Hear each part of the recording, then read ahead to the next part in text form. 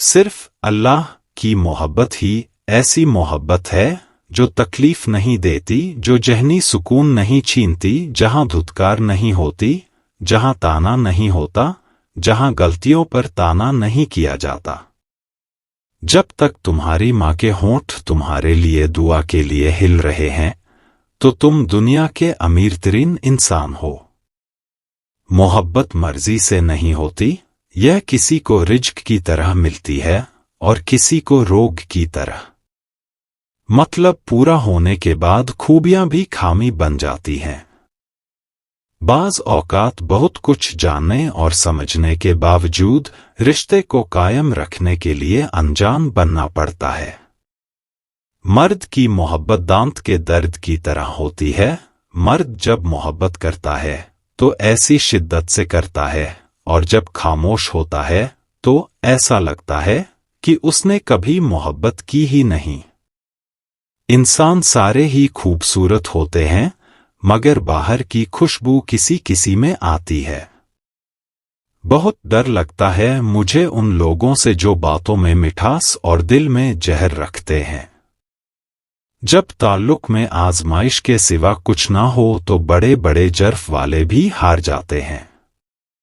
یا اللہ، میرے بس میں کچھ نہیں ہے، مجھ پر میری ہمت سے زیادہ آزمائش نہ ڈالنا، آمین۔ کسی نے پوچھا، اس دنیا میں آپ کا اپنا کون ہے؟ میں نے ہنس کر کہا، وقت اچھا ہو تو سب اپنے ورنہ کوئی نہیں۔ اگر کسی کو تکلیف دے کر تمہیں تکلیف ہونے لگے تو سمجھ لینا تم اللہ کے بنائے ہوئے بہترین انسان ہو۔ سب سے خوبصورت آنکھیں وہ ہوتی ہیں جو اللہ کے خوب سے اشک بار ہو جاتی ہیں، اور سب سے خوبصورت دھڑکن وہ ہوتی ہے جو اللہ کا نام سنتے ہی تیز دھڑکنے لگتی ہے۔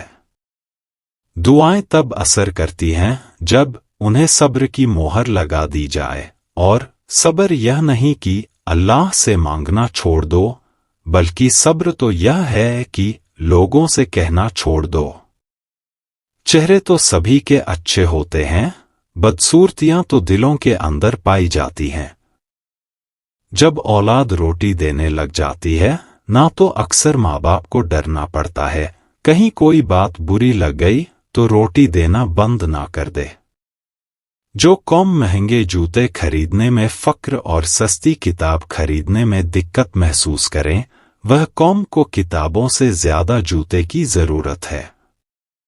برے انسان سے بچو، کیونکہ برا انسان لوگوں سے حسد و کینہ رکھتا ہے۔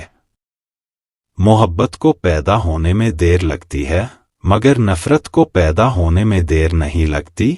پہلی چیز جتنی مشکل ہے، دوسری چیز اتنی ہی آسان۔ جس شخص کی امیدیں چھوٹی ہوتی ہیں، اس شخص کے عمل درست ہوتے ہیں۔ منزل تو ملے گی بھٹک کر ہی، صحیح گمراہ تو وہ لوگ ہیں جو گھر سے نکلتے ہی نہیں۔